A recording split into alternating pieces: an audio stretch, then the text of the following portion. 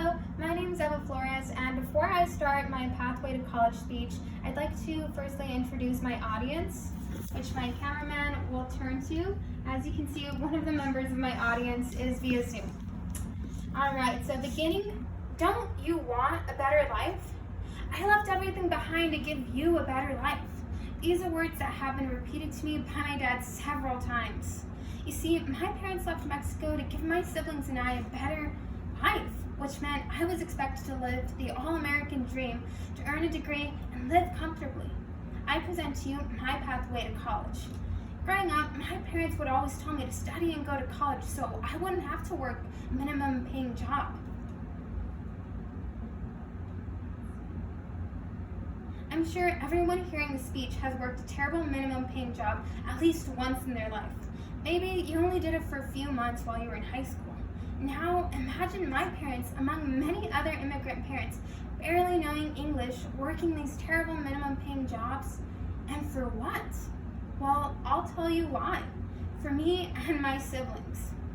Their sacrifice is the reason why myself, amongst many other immigrant children, feel so pressured into earning a good degree and pursuing a good career.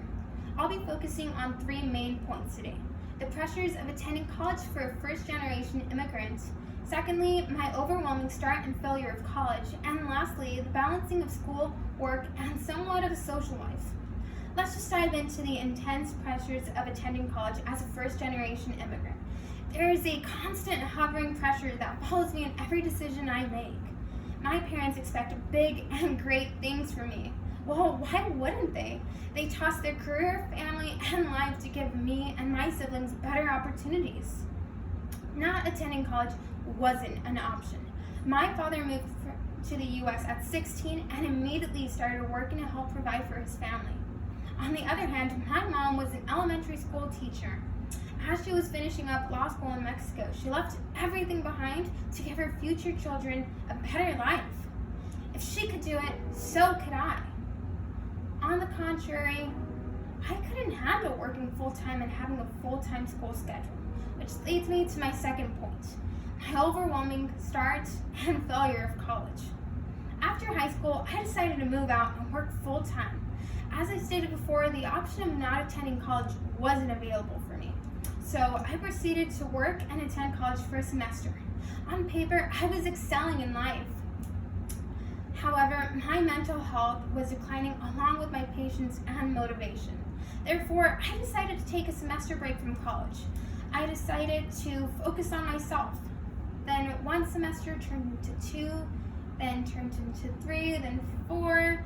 Not only was the feeling of disappointing my parents overwhelming, but I was also disappointed in myself for not going to college.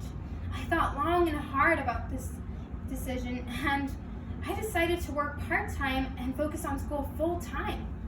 This decision would later prove to be the right decision in my pathway to college. Which then leads me to my third and final point, balancing school, work, and a social life. It's a tough skill I managed to master. Setting priorities straight sounds easy, but it really isn't when you're an immature teen. Thankfully, since my last attempt at college, I've been able to mature and have since decided that this is what I want to pursue. I want to further my education and achieve my goal of earning a degree and majoring in something I feel passionate about. Instead of prioritizing my social life, full-time job, school is now my main priority. During the speech, I went over the pressures of attending college for a first-generation immigrant. Then I went over my overwhelming start and failure of college. Lastly, I went over the balancing of school, work, and a social life. I've come to the conclusion that I do want a better life. I want to pursue a career I feel passionate about and earn a degree and maybe even two.